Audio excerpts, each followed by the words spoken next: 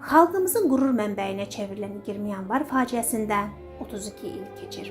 Azərbaycan tarixinin ən şərəfli, həm də ən faciəli anlarından olan 20 yanvar milli azadlıq hərəkatının başlanğıcı, müstəqilliyə doğru irəliləyişimizin əsası oldu. 20 yanvara gedən yol 1988-ci ildən başladı. SSR prezidenti Mikhail Qorbaçovun fitvası ilə Ermənistanın Azərbaycana qarşı başladığı ərazi iddiaları xalqın milli müstəqillik uğrunda mübarizəsinə təkan verdi. 1989-cu il dekabrın 1-də Ermənistan SSR Ali Soveti Dağlıq Qarabağın Ermənistana birləşməsi haqqında qərar qəbul etdi. Bu ədalətsizliyin qarşısını almaq üçün Azərbaycan xalqı uşaqdan böyüyə ayağa qalxdı. Azərbaycana və Azərbaycanlılara qarşı qərəzsiz mövqedə olan Mikhail Qorbaçov isə ədaləti bərpa etmək əvəzinə Azərbaycana qoşun yeritməyə, Azərbaycanlılara divan tutmağa üstünlük verdi. 1990-cı il yanvarın 20-sində Sovet ordusu Bakıya yeridildi. Bir gecədə 147 insan qətlə yetirildi. 744 nəfər yaralandı, 841 nəfər qanunsuz həbs edildi. Evlər, küçələr dağıdıldı. Bakıya küllü miqdarda maddi və mənəvi zərər vuruldu.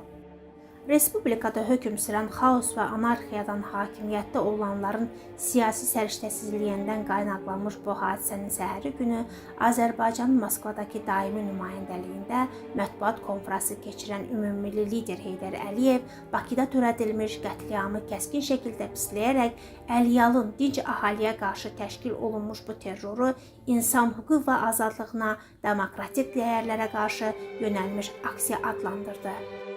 Bəli, düz 32 il əvvəl baş vermiş bu qanlı faciə yaşından, peşəsindən, siyasi mövqeyindən asılı olmayaraq bütün Azərbaycan xalqını yumruq kimi birləşdirdi.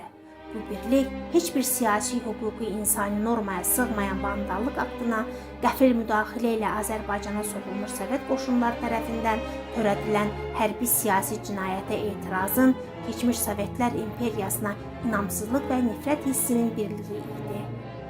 Və bu birliklə Azərbaycan xalqı özünün yenilməzliyini, qəhrəmanlığını, vətənə torpağa sədaqətini, azadlıq uğrunda mübarizə əzmini bütün dünyaya bəyan etdi. Məhz bu əzmin, iradənin sayəsində xalqımız müqəddəs amalına, milli azadlığına qovuşdu. İllər ötdü, Azərbaycan xalqı yenidən birləşdi. Bir nöqtəyə vuran dəmir yumruğa çevrildi. Bu dəfəki birlik 44 günlük vətən müharibəsində qazanılan parlaq qələbə sevincinin xalqın dövlətinə, ordusuna, müzəffər ali baş komandanına sonsuz inam və rəğbətin birliyi idi.